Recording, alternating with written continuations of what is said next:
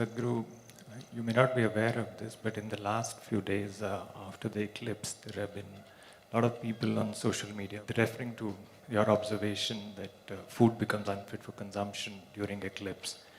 And they're saying they had food and they did not die. Are they disappointed? So they're even calling you superstitious and unscientific. So just wanted to hear your thoughts on that. Let's understand what is superstition.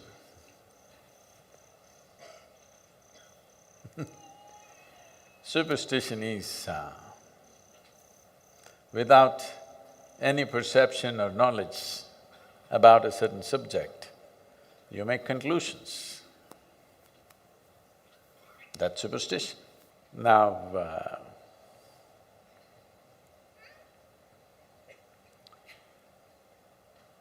the nature of life is like this. Depends how sensitive you are. Accordingly, that profound is your perception and experience of life. This will not come through intellectual accumulation. Those who read a high school textbook, if they think they are scientists, what can I say? Because a genuine scientist, a scientist who has probed into any aspect of life, with certain profoundness, will not speak like this. Now, as a yogi, as far as possible, I will never consume anything which is cooked, which is more than an hour and a half old. Why we are serving the food the way we are serving in the ashram is hoping that all of you will graduate from being yoga practitioners to yogis. Not just bending and twisting, you are beginning to feel the union in the existence. If this has to happen, body has to be sensitive and it has to have a minimum level of inertia. Now, if you eat food which in some way has deteriorated, it may not be rotten, nor is it going to kill you, you can eat it. It is just that it will lower your perception. In my experience of life, for me, lowered perception is death, at least death of the yogi. The man may live, the yogi is dead because he's lost his perception. He's lost his sensitivity. So, the death of sensitivity, if it doesn't matter to you, there's really no problem, you can eat what you want, you can eat garbage and still survive. While people are eating food that was cooked a week ago, 10 days ago, 3 months ago, they're keeping it in their refrigerators and eating. After eating it, they don't know what's the difference. To such people, what can you say? But for sure, they cannot have the sensitivity that I'm talking about. And I'm sure they're sleeping 8 to 10 hours a day. That is death for me. 10 hours of sleep, nearly 40% death, isn't it, in 24 hours. So, if you wish to live like that, you can eat whatever you want. What is the problem? You can eat anything you want. Well, I am not a scientist either, and I don't wish to be one. I don't have either books to read, nor am I researching anything, nor am I looking through a microscope, nor do I have a lab in my backyard.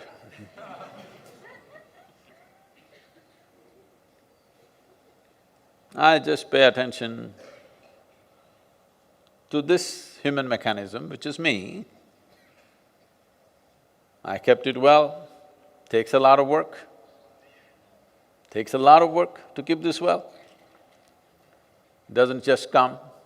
So I keep it in a certain way, and at anything that happens in nature, I observe what's happening with me, and I'm speaking that. I'm also observing the life around me for confirmation. Every insect, worm, bird, animal, tree is saying the same thing. Well, if you are going to discover this after many years and a few $1 billion of research, it's up to you. Well, I want to tell you, till recently,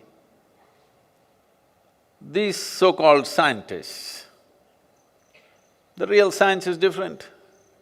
A scientist who's looked at something with profoundness will not speak this way. These are probably internet scientists, you know.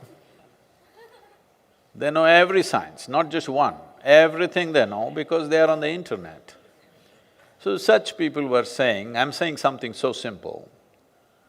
They were advocating that alcohol, tobacco, red meat are the best things for your life, till recently. Now suddenly they've all become activists against that. Because somewhere somebody said after $1 billion research, we've been saying it forever. What is a recent discovery for you has been an eternal wisdom for us. I'll tell you, I was in conversation with a doctor in United States of Indian origin. He was telling me that he is the first one in Western medicine to identify that the heart not only pumps blood, but it also sucks the blood back. The ventricles pump it out, the atrium sucks it back. He is the first one who wrote the papers. He sent me his videos, his TED talk, his scientific papers. I looked through it and I couldn't believe it, that till recently, till a few years ago, nobody in the medical science knew that heart sucks back the venous blood. Well, in the yogic system, the focus is on the atrium, which sucks back the blood. The Ayurveda speaks about it, Charaka Samhita speaks about it. In yoga, the focus is always not on pumping the blood out, but about sucking the blood back, because we are interested that our blood is as pure as possible, because certain level of impurity in the blood means we lose perception. We are not interested in terms of what is the nutrition, what is the oxygen content, how long will I live, this is not the point. How do I live, what is the quality of my life is my concern. How profound is my perception is always my concern. And this has always been the concern of this culture and this science that we are referring to as yoga. So, if you think only if it's written in a book it is true, then you're very superstitious and religious, you're nothing scientific about you. You think night means just absence of light, or there is a phenomenal change in the very way the life happens from day to night. You ask every insect, bird, animal, tree, even the rock, it knows night is different. If you sit here with little openness, you will know it's not just about light. If you close your eyes, even in the daytime there's no light, in the night also there's no light. But is there no difference? Every meditator knows what's the difference, isn't it? So somebody will say, this is all rubbish, there's just absence of sunlight, that's it. That's what they're saying about the eclipse. Doesn't matter. I'm telling you, during the eclipse time, don't cook food and eat, keep it and then eat, don't do that. Eat before or after, because this is life sense, this is not internet science. The greatest ignorance is knowing that you're not ignorant, that's the whole problem. All the internet scientists, I please request you, eat some fresh food.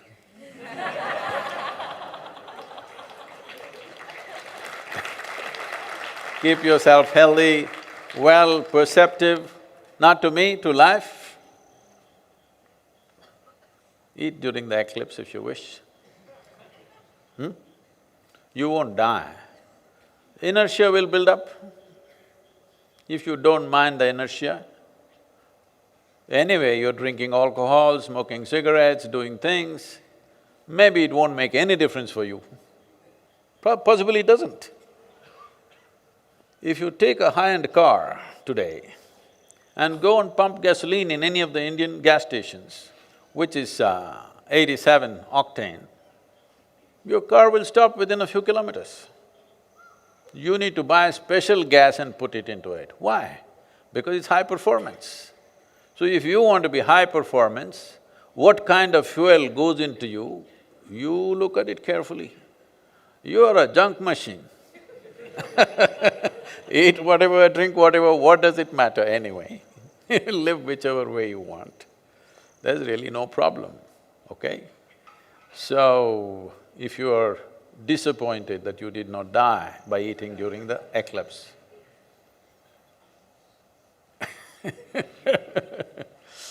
I'm sorry, you're superstitious, and the nature of life here is such that the earth, the sun and the moon have significant impact on this life. If you're conscious of its ways, you can ride this and make your life effortless and easy. If you're not conscious, these same cycles could crush you and everything you will struggle with. And you will suffer enormous prejudice within you, because prejudice and resentment will make you suffer more than physical disease or pain or injury. Please don't stay there. Try some fresh fruits and vegetables. It could help. Whatever next eclipse comes, one eclipse you eat old food, another eclipse you eat fresh food, experiment and see.